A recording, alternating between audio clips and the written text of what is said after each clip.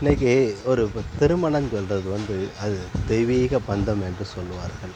ஏன்னா தாய்க்கு அடுத்தால அந்த மனைவி தான் எல்லாமே அப்படின்னு சொல்லுவாங்க. ஆயுசு முழுவதும் அது உண்மை தான், இல்லைன்னு சொல்லலை, மறுக்கலை. ஆனால் இன்றைக்கி பொண்ணு கிடைக்கிறதா இருந்தாலும் சரி, மாப்பிள்ளை கிடைக்கிறதா இருந்தாலும் சரி, குதிரை கொம்பாக்குற அளவுக்கு இருக்குது. நான் ஜாதி ரீதியாக பேசவில்லை, பொதுப்படையாக பேசுகிறேன். ஆக பொண்ணு கிடைக்கிறது என்பது பெரிய விஷயமாகவே இருக்கிறது. அதே மாதிரி பொண்ணு கிடைச்சா மாப்பிள்ளை கிடைக்காது.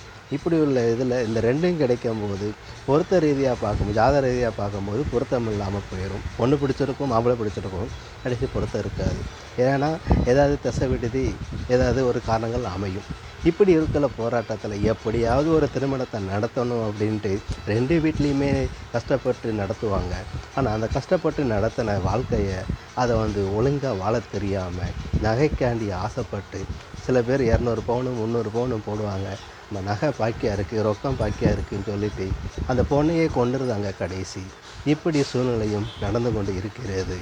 நீங்கள் நிறைய பேர் படிச்சிருப்பீங்க. இன்றைக்கி கேரளாவில் பார்த்தீங்கன்னா, இதுக்கு முன்னாடி கூட ஒரு பொண்ணு கல்யாணம் முடிஞ்ச உடனேயே அந்த மாப்பிள்ளையை கொண்டுருந்தாங்க. ஏன்னா இப்படி இருக்கிறது. இப்படியும் நடந்து கொண்டு தான் இருக்கிறது இந்த சமூகத்தில்.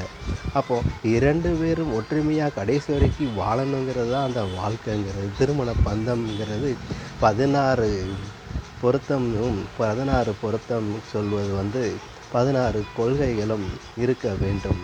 அதாவது 16ம் பெற்று பெருவாழ்வும் வாழ்க என்று எதற்கு சொல்வார்கள்? இந்த 16 செல்வங்கள் அடங்கி இருக்கும் அந்த திருமணத்தில். ஆனால் இன்றைக்கு ஏறக்குறைய திருமண வாழ்க்கைன்னு சொல்லி பார்த்தா, டைவர்ஸ் கேஸில் தான் கோர்ட்டில் போய் இன்றைக்கி நிறைய பேர் நிற்கிறாங்க.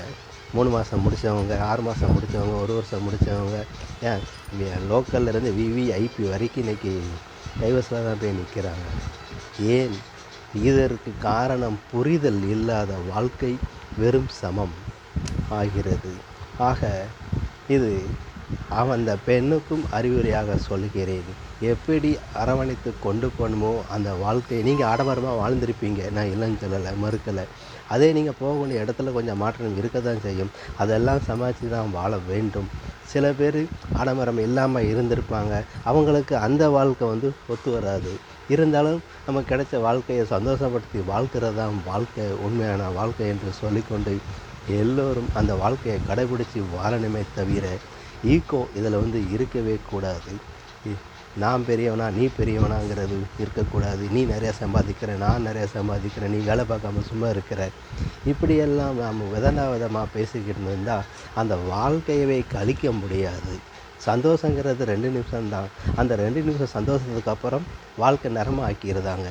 ஏன் என்ற கேள்வியை அவங்களுக்குள்ளேயே கேட்டு உணர்ந்தால் தான் இந்த வாழ்க்கையில் ஜெயிக்க முடியுங்கிறத நம்பிக்கையில் சொல்கிறேன். ஆக எல்லோரும் நல்லா இருக்க வேண்டுங்கிற எண்ணம் எல்லோருக்கும் வேணும்.